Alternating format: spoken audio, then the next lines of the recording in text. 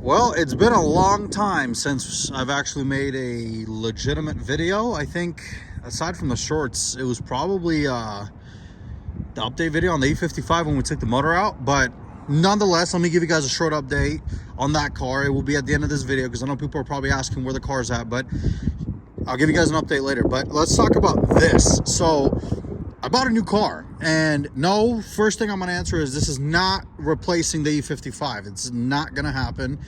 The E55 is still going to be around. I'm probably never going to sell that car because at this point, I'm definitely the dumbest E55 owner on the planet because salvage title, 190,000 miles, fully rebuilt motor, fully rebuilt trans. You know, I'm like, I don't know, probably like $500,000 into that car.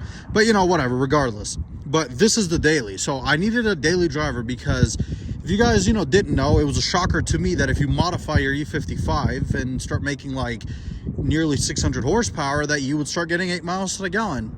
Who would have thought, right? I thought it would be more economical, but I guess not. So I need something that actually gets decent gas mileage that I could take to work.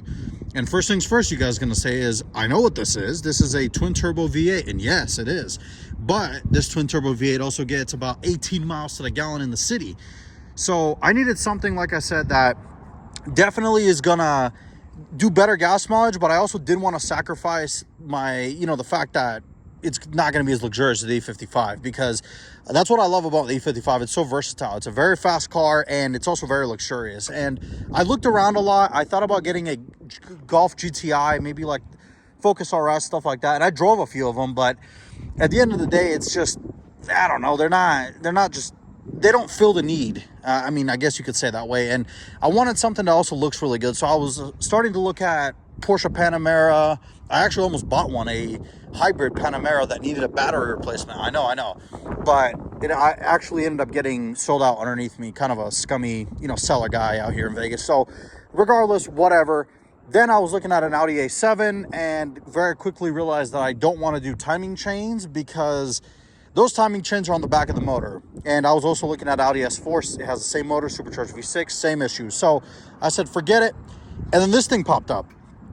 This is a 2012 CLS 550, and I got it for a steal of a deal. So it's got 99,000 miles. It's about 20 miles short of 100,000. So I know people are going to be like, oh, it's a lot of miles and whatnot. But I don't care. I mean, my E55 has 185,000, so who cares? But this thing is solely for the purpose of me having a daily driver. That's literally the only reason I bought this car. And it's going to do great. I mean, I've had it for about 2 weeks now. I didn't want to make a video on it.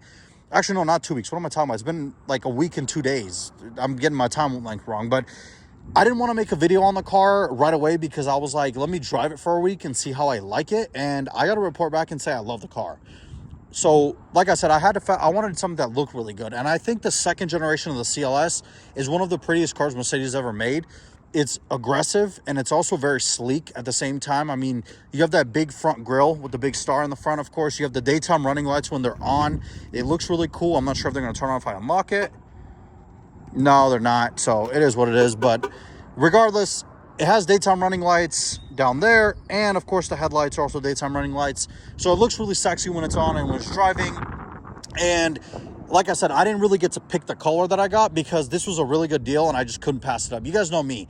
I buy cars from auction, salvage title, and whatnot, or really good deals. And this was a fantastic deal because I assumed the dealership thought the car had a really kind of messed up problem with the suspension. And I gotta say, knock on wood, for the last week, for this last Monday, Tuesday, Wednesday, I didn't go anywhere because I had a work from home thing.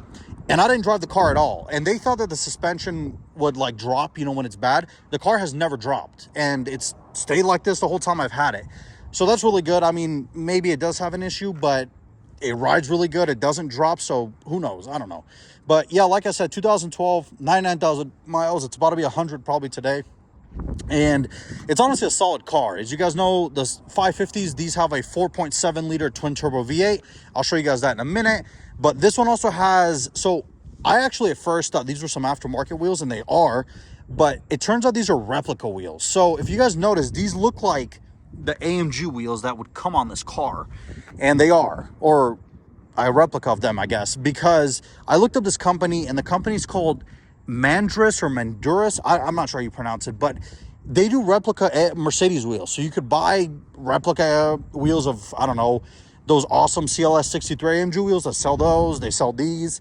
So, of course, I am trying to find some actual AMG wheels for this car because I don't like the replicas. And I believe one of them might be a little bit bent because the car, when you get up to like 70, 80 miles an hour on the highway, the steering wheel does shake a little bit. There's a vibration. So I do think that one of the wheels is bent, and I wouldn't be surprised if it was because, you know, typically with replicas, they're not very good quality. So that's another thing I'm working on, is trying to find one. This headlight needs to get polished out. As you guys can see, it is a little bit more faded than the other one. But regardless, just minor things. Of course, the car does need some other stuff too. This right here is a little bit faded, as you guys can see. I don't know if you guys can see very well, but it's a little bit faded, so I just need to touch it up with some cleaner or whatnot. But all in all, everything is pretty solid. There's nothing like majorly wrong with this car, except for that badge. That badge needs to disappear because this is not an AMG and it pisses me off. But yeah, so the car overall is pretty good. It's solid. I can't really complain about it. It drives really good. And like I said, just look at that. That swooping. I love the way these cars look. I'm definitely a bigger fan of this one than of the first gen. I do like the first gen, but I think this one is where they really got it right.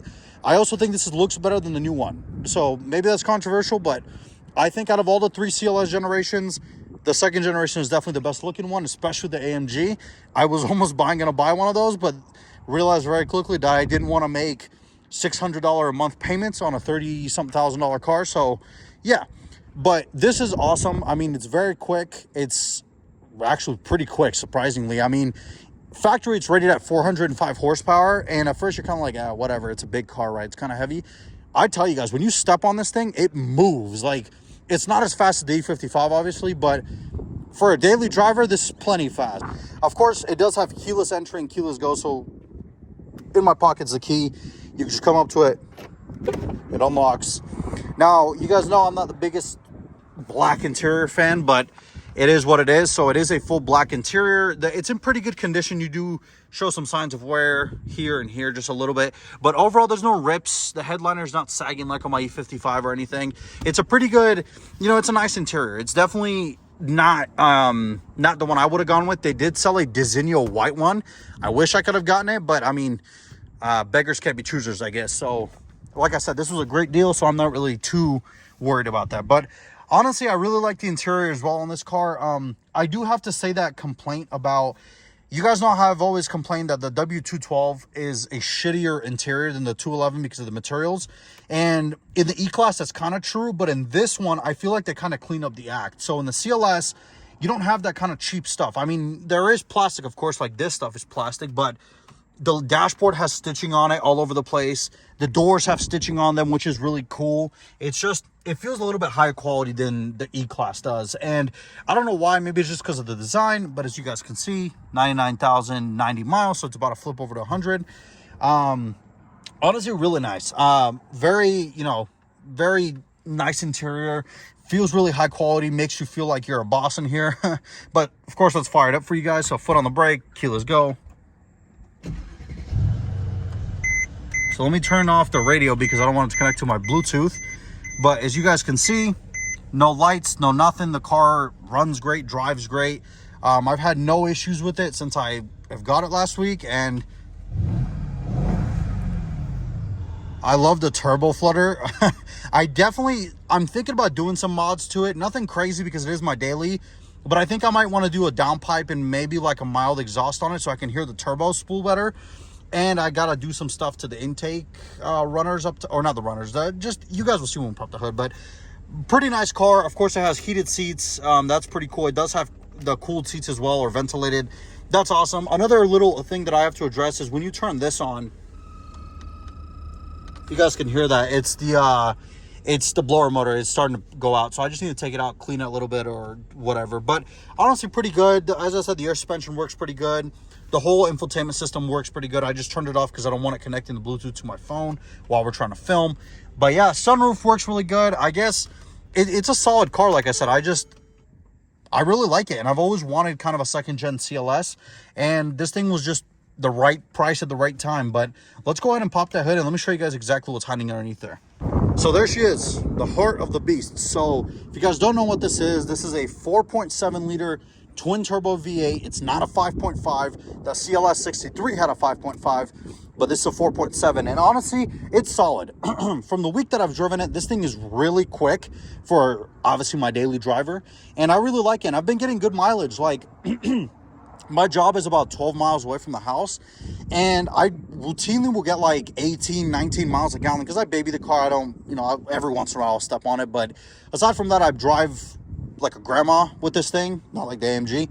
So it's pretty solid. I mean, it's a nice car. It definitely does everything it's supposed to.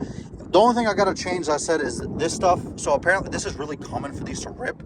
As you guys can see, somebody did some duct tape work. Disgusting. I got to get new ones. They're like 40 bucks a Mercedes.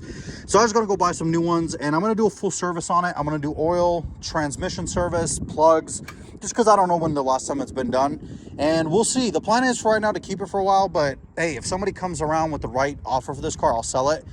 It's just, I do like the car for right now, but like I said, if somebody comes and offers me a good price for it, why not, right? Then I could probably just get another one at the auction, maybe lower miles or something, but whatever.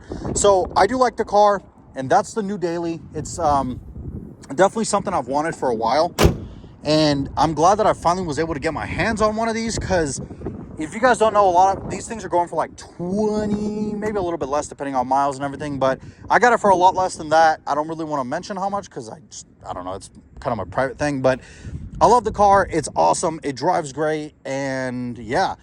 But like I said, I will give you guys an update on the E55 at the end of this video, so let me tell you guys what's going on. So, everybody's question that I've seen on a bunch of videos, every time I post a short, people ask, where is the E55? It's been 4 months? 4 months. I think it's been 4 months since the unfortunate accident with the E55, October 26th of 2022.